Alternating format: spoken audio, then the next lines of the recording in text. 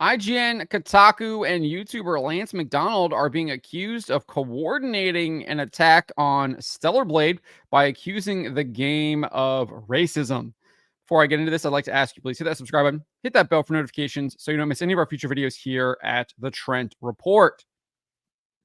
Wrote this up over at thatparkplace.com this morning. And if you don't know what's happening in Stellar Blade, basically there was this graffiti that was juxtaposed to this shop sign that IGN and others claimed was a racist connotation. They're claiming that it stands for hard R, and that is a I guess slang term for the N word. And so IGN published an article at 3 p.m. yesterday, the same time that YouTuber Lance McDonald also published his screenshot of the of hard R in the game. I don't know if that was the time that the embargo lifted and they posted it immediately, but it is interesting that they posted that at the exact same time. And X user lied 15 pointed this out. He shared this here. Original tweet from Lance McDonald at 3 p.m. Eastern. And then he noted that the IGN article was also published at 3 p.m. and claimed that this was planned. He then noted that Kotaku published their article just 25 minutes later after IGN and Lance McDonald published their post on X and their article. And then he went on to assert this. So the original outrage bait was posted at 3 p.m. and IGN already had reached out for comment to Sony and gotten a response. Yeah, these efforts are colluding. I think that assessment is absolutely 100% accurate. You don't find something within a minute and then publish that article within a minute and then reach out to Sony and get their response within a minute. Usually they've probably done this days in advance. They had seen about this and then they published it at 3 p.m. Again, like I said, I don't know if the embargo was at 3 p.m. Eastern. That could explain why the times are the exact same. It does not explain why Kotaku published almost half an hour later, unless someone at IGN tipped them off. I kind of do this stuff for a living. Usually, if you have your head down, nose on the grindstone, you aren't really looking at what's happening immediately right away because you're working on what's in front of you. So you don't have the time to be finding a new article. Usually you wait till after you finish. At least in my case, I wait till after I finish what I'm doing to find a new article. That's not to say you don't get tips from people. So I think in this case, IGN probably tipped off Kotaku and let them know that this was happening. Because I think it took me a couple hours until I saw the IGN stuff, and I don't really go to the IGN website to find it. Usually find it through social media and then realize what was going on and then covered it there. But I think I was a couple hours later, whereas Kotaku literally had it within the hour. And the 25 minutes is probably about how long it took for the person to write up that article, get it edited, and get it published. Sounds about right, given the fact that that article was pretty brief. The original IGN article was pretty brief, excuse me. So Lyle also says that this whole thing is manufactured. I 100% agree with him. He says this was basically an example of people looking for anything they could use to cause controversy at a time of release. He shared a screenshot of Gene Park, who is the Washington Post video games reporter, who notes that this hard graffiti, this hard tag is everywhere throughout the game. He posted one from the first level. And I think, and even if you look at the IGN article, they note that the hard tag is elsewhere throughout the level. So again, I do think that this is IGN, Kotaku, these gaming journalists trying to find a controversy to stir up something with Stellar Blade. They know people are going to be searching Stellar Blade and potentially whether or not they wanted to use it to attack Stellar Blade or just gin up a bunch of clicks. It's hard to tell. I think there's obviously opportunities for both. Obviously, they know that the game is going to be huge. It had already gone gold with the pre-orders. So they knew that a lot of people were going to be playing it. A lot of people were going to be doing searches about Stellar Blade. But there's also, I think, especially with IGN's case, that they potentially wanted revenge because they got a bunch of muck on their face after their IGN France affiliate attacked Stellar Blade.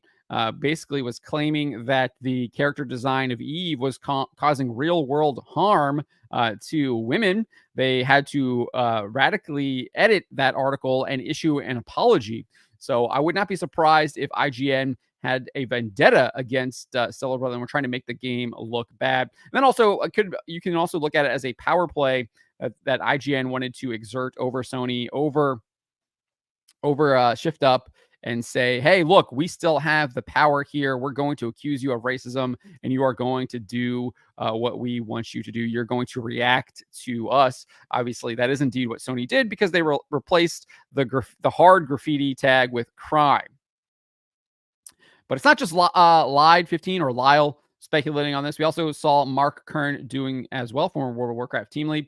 He posted in it was in a now deleted post. He revealed some communication he had with Lance McDonald. And McDonald told him that he was not coordinating with any kind of journalists. So take that for what that is. But this is what McDonald told Kerm. Hey, I saw you tweeted a bunch about my Stellar Blade screenshot. A bunch of people noticed that funny graffiti like a week or two ago, and we were all laughing about it because it's pretty funny and clearly just a dumb accident. If any journalists reached out to Sony about it, I don't know them. I only talk to content creators mostly and other Australians. No one takes us seriously. He added, I saw it a few weeks ago and was excited to show it to people once the embargo dropped, which I did when it did, though I'd mentioned its existence to some friends who also had the game early. So it's unclear who exactly those friends are and whether or not they are connected with IGN or Kotaku or other gaming outlets. At the time of this post and his communication with Kern in this deleted post, he wrote this, or excuse me, his communication with McDonald. Kern wrote this. I think I have no reason not to believe Lance. I do also think the coordinated timing of similar articles by IGN, Kotaku, and other game journalist outlets is too coincidental to be an accident.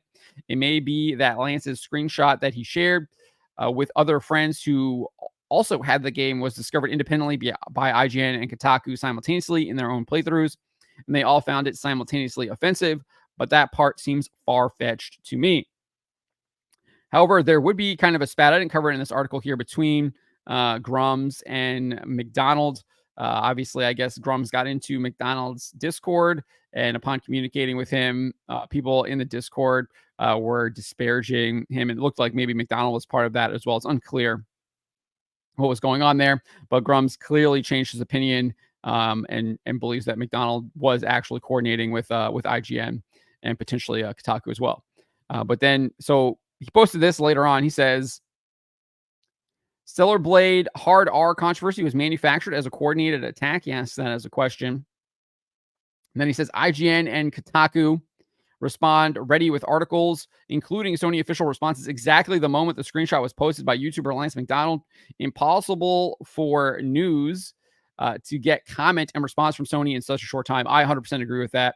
Talked about that a little bit earlier. Yeah, you usually have to usually it takes like a day or at least until the afternoon. If you message them in the morning, if you message them in the afternoon, they're probably not going to get back to you until the next day.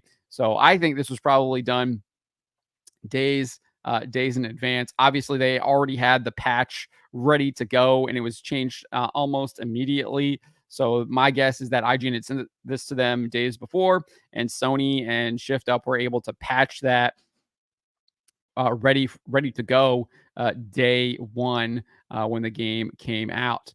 But he went on and said this had to have been collusion designed to be posted, instant embargo lifted to create fake news and controversy. I definitely agree that it was clearly timed to create a fake news and controversy. I do think that this whole thing is just an absolute joke. I don't think anyone would read into hard R unless it's people like IGN, people like Kotaku that are trying to find outrage in anything that they possibly can and trying to use that outrage to gain power, exert power over these companies, which is indeed what they did. And Sony did indeed cave to them. If I was Sony, I would have been like, go pound sand. This has nothing to do with what you're saying. It is literally a graffiti tag next to a sign shop. You can see the graffiti tag elsewhere. It is not next to the sign shop. Like, just take a hike. But instead, they chose to bow to the accusations and change the word. But yeah, so I definitely feel like that is the case. Whether or not McDonald was involved, it's hard to tell. Like I said, 3 o'clock could have been the time the embargo was lifted. I will say there is also some um, interesting other like factoids about this. The IGN reviewer is different from the IGN writer who wrote up the article about the graffiti. So that seems kind of weird to me. You would think that if the reviewer who is playing the game is the one who found it, he would be writing the article about the graffiti and then the response from Sony. Now, it's possible that the person who wrote the article was also playing the game, and they just decided to give the review to one other person. But it was multiple people working on the review. I think Frost over at G4 confirmed that is what they were doing at G4. They had multiple people playing games, and then there was one person would kind of write up the review after getting feedback from all of the other people on their staff that were playing the game. So maybe IGN does that as well. I don't know. Never worked for IGN. Don't really know what their how they work, but that is something that is possible. As far as the IGN Kotaku connection, I think half an hour is way too quick for Kotaku to figure out that IGN had published this article without someone at IGN tipping them off, letting them know that that article was coming and it was being published. I think that they probably had that ready to go right away. It was probably scheduled to go out at 3:25 as well. It was probably already written. Even like even for me when I'm doing a really quick article, half an hour is probably the quickest you're going to get something out.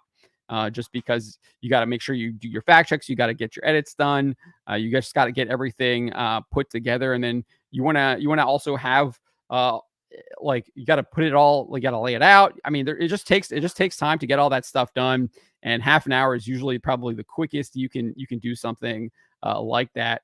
And 25 minutes seems a little quick to me without knowing that you had already been tipped off on it and was already planned. But let me know what you guys make of this. Let me know in the comments below. Do you agree with Grum's, Lied, and myself that it looks like there is some kind of coordination going here, that this was planned, and that IGN, Kotaku, and potentially Lance McDonald were coordinating to go after Stellar Blade and create this fake controversy? Let me know in the comments below. Remember to always be charitable, but to always speak the truth.